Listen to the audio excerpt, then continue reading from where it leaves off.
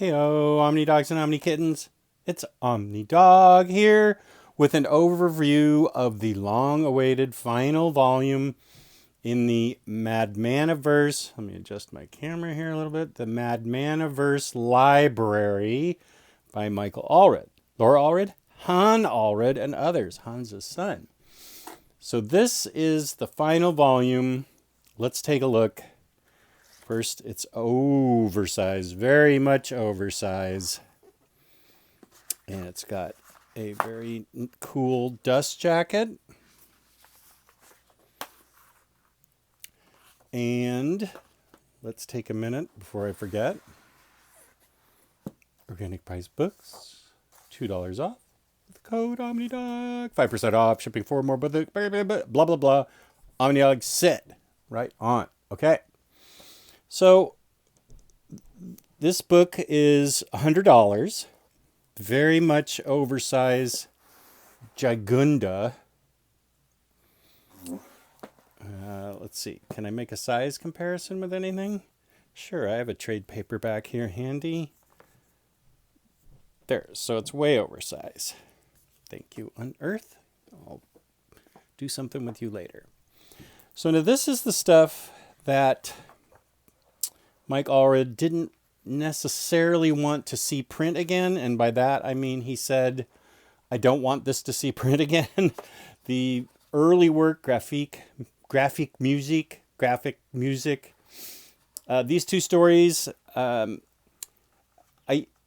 feel like he didn't want them to see print because he wasn't happy with, I don't want to put words in his mouth, but if I recall correctly, he said that it wasn't up to his standards now. But I think it's great that he did, because now we have all the complete creator-owned works of Mike Allred, and you'll see how quickly his style changes and tightens up and becomes exactly what we know it today. That's what I think is really interesting.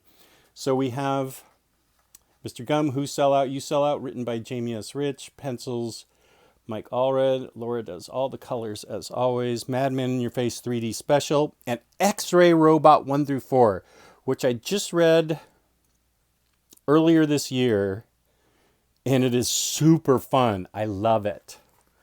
So here is early Mike Allred. Where's it from? 1989, 1990, 1889. Sorry, Mike. 1989, 1990. This stuff would date back. And so this is Grafik Muzik. It involves a vampire with a conscience, is the best thing I can say. It's not nearly so much stream of consciousness. It's really got it's got some out there concepts, but it's really about a vampire, conflicted vampire, let's say. His name's Max. And there's Joey and Ramon. Gabby Gabby, hey, right on. So this is Max. They're in Germany, which maybe, I feel like Mike was in Germany for a while. Isn't that where he met Will Eisner or something? I don't know. I'll have to go back on my own interview and see. But you can see this is not like what we're seeing today, but that's what I really like about it, is that it's a story that's actually a good story. You follow along. You care about Max, the character. You can see early Madman-esque features. His style is in there, which I think is cool.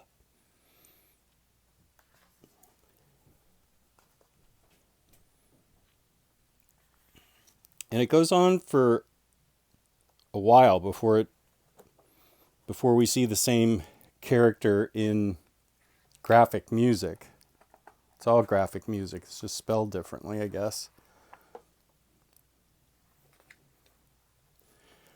So now you see some early features of his style, some pop art type stuff coming in there,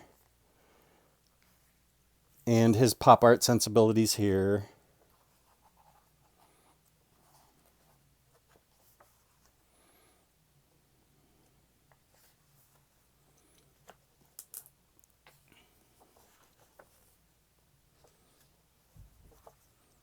And as you can see, it is a very graphic.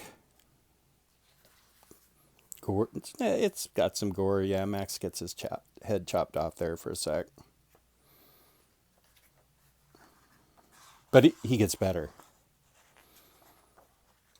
And here we go with, he's in the replenishing blood that puts himself back together, and then it transforms into Grafik Muzik.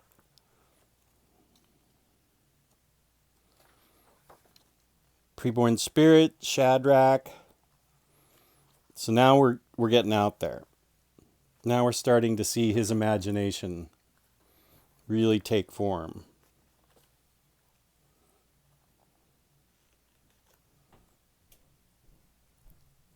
And I dig it. I dig seeing this early stuff. Bump the camera as I usually do.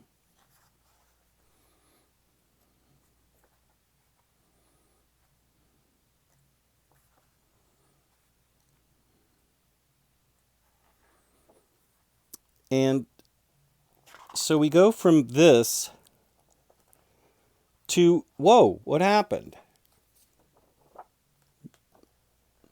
Now he's practically in his, this still looks early, you know, the lettering and stuff, but this is remarkably different now. This is what we're seeing compared to the early stuff. Maybe it's just a year later, he really tightened up and developed his color palette and his layouts. Color palette, I guess, would be more Laura's thing, but he developed his layouts differently, started shrinking down the backgrounds, and his drawing style is very similar to what we have now. They're getting pretty darn close, which I really dig seeing.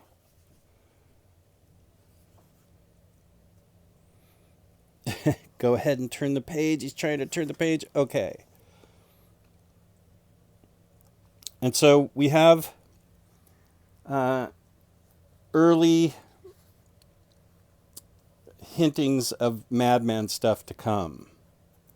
Now, the next part is a big chunk of it in 3D, which is no problem if you're a nerd like me, because you already have a pair of 3D glasses. This does not come with 3D glasses. But if you're a good nerd, you have 3D glasses, so it's not an issue at all. As a matter of fact, a good friend of mine got me this issue, got me the comic book, the 80-page Mad Frankenstein special, and had Mike and Laura sign it at OAX this year. So peace and love to my friend that did that for me. And I think it was Jewish Dragons, if I'm not mistaken. So yeah, put on your 3D glasses. I didn't think about getting 3D glasses, but I don't think if I stuck them here, it would actually work. But yeah, there's a solid chunk of this that's in 3D, and then I'll show you some 3D covers that are in the back. So you need 3D. You can still read the, well, no, you can't really read this. Yeah, you need your 3D glasses. Well, this I think is around 2014-ish. If that's, wait, let's see if the table of contents say what year it was. Grafik Muzik, blah blah blah blah blah. Swing classic, blah blah blah blah blah. 1989, 1990, 2014, 2020. Okay, so it doesn't say when. I know X-Ray Robot came out around 2020, I feel like. So this must have come out, Madman in Your Face 3D Special 2014. So he didn't just jump from his style in 1990. He went to 2014. So here you see a bunch of pinups by different artists, which is really cool. Some of the main artists in the world are all contributing 3D pinups. Darwin Cook, check it out. Jenny Verson. Sean Gordon Murphy. Come on, man. These are big names. Oh, and here we have 3D zone.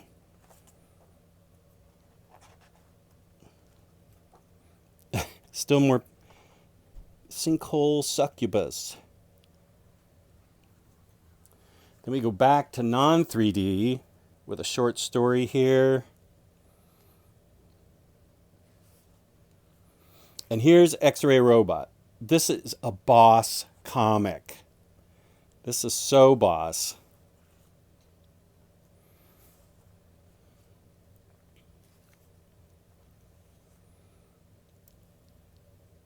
It has to do with traveling in different dimensions. And what happens to the guy who's in charge of it.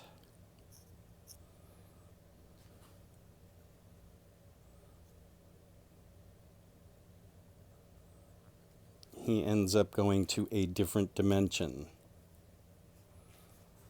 And it starts maybe some of Mike's existential interests in what could perhaps be in other dimensions. That's just speculation on my part. It could also just be a fun comic. Very adventuresome, very creative, beautiful art, beautiful colors, of course, as usual. Look at this. So this is great to have X-Ray Robot, especially because I was just going to buy the trade paperback. And now I got this. Oversized. Beautiful.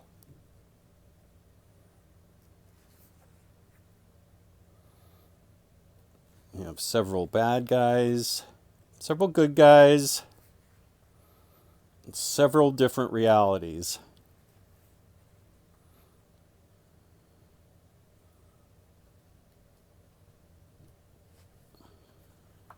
Wow.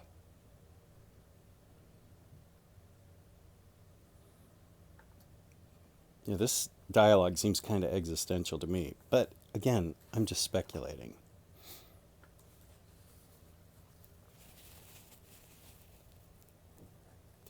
So that's X-Ray.